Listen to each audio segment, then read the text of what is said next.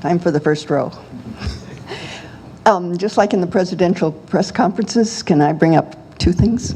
I've waited. Depends on what the first one is, but yes. Yeah. About Charles Nelson, glad to hear his name.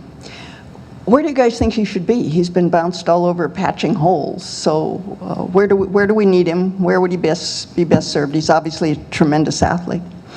And the other thing, I would love to hear your thoughts on strength and conditioning, since we've finally moved out of the Jim Radcliffe era, and where it's going and what the repercussions will be, especially after that shaky start. I think with Nelson, I think the fact that they moved Brendan Schooler to wide receiver tells you that wide receiver is where he needs to be, because, you know, again, when they moved Nelson to defensive back, it was kind of because they had so much depth at wide receiver, and now they clearly don't have that. I mean, he's the only receiver. It's an amazing statistic. He's the only receiver on the team who has more than 2 college catches. So they need him to be that guy at the slot. And, you know, the thing that took Carrington away was when you had Carrington, you had an outside guy and an inside. But now Nelson's just the only veteran guy, and he's going to be just your inside guy. So I think you're going to see him used a lot in kind of just some shorter passes type thing. I mean, some past years he's averaged, you know, he'd have 40 catches for 450 yards. I mean, it wasn't a deep threat type deal. He could turn it and go, but was more kind of the guy that you can kind of get a quick pass off to, get him open over the middle, get him a first down, get you something there. So I think you're going to see that. I think you're going to see him be a real volume receiver. Again, I don't know that you're going to see the average be a lot, but I think that's the guy who's, you know, barring a real surprise, he'd be the leading receiver this year, and I think he's a guy who could be a 65, 70 catch guy.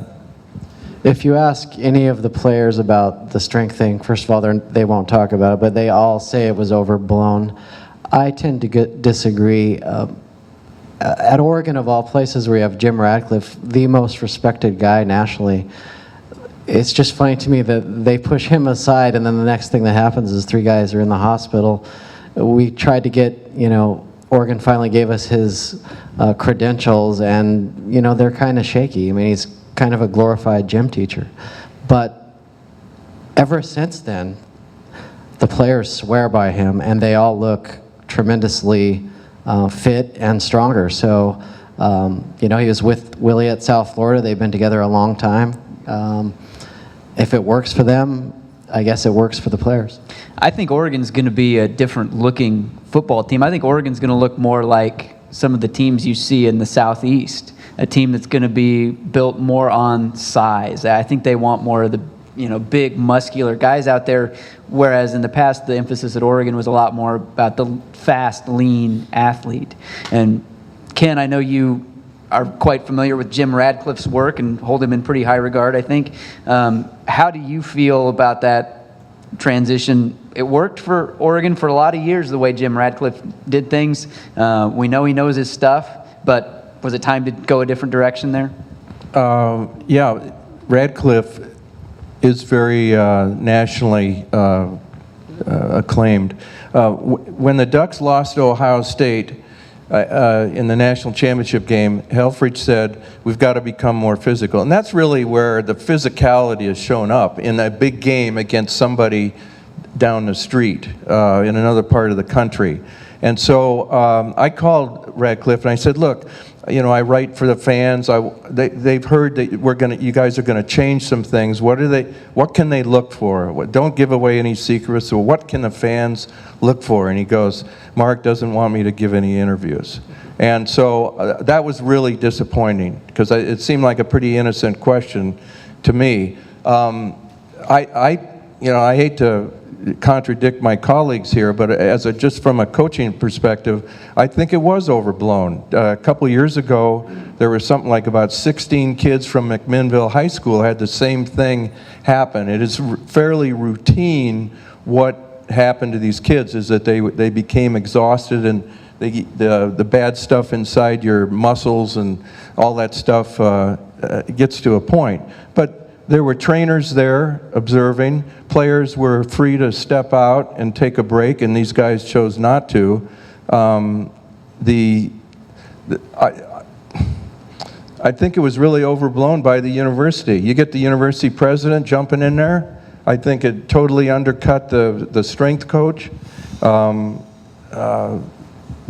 because now, you know, it's like it was all a punishment. And I think that's what Taggart felt like and probably still feels like a little bit.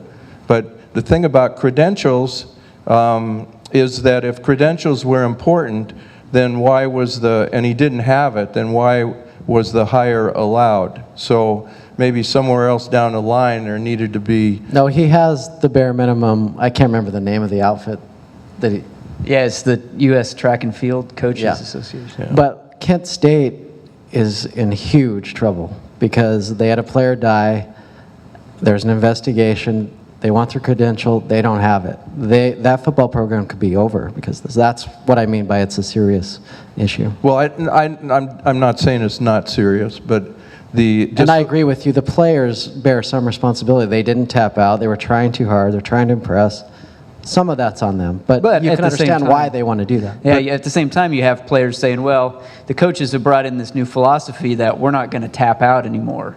That the team before, that was their problem, that they tapped out too easily. That's the message now from the strength coach and the head coaches. We're not going to tap out anymore. So it's hard to put that expectation on the player that we're not going to tap out anymore, but if you need to, make sure you tap out before you end up in the hospital. There were a couple of Oregon players that were interviewed by the Oregonian at the end of last season, and they commented on the fact that kids were not going to their weight workouts, they were not doing what they were supposed to be doing, and that there was a lack of discipline and performance in the weight room.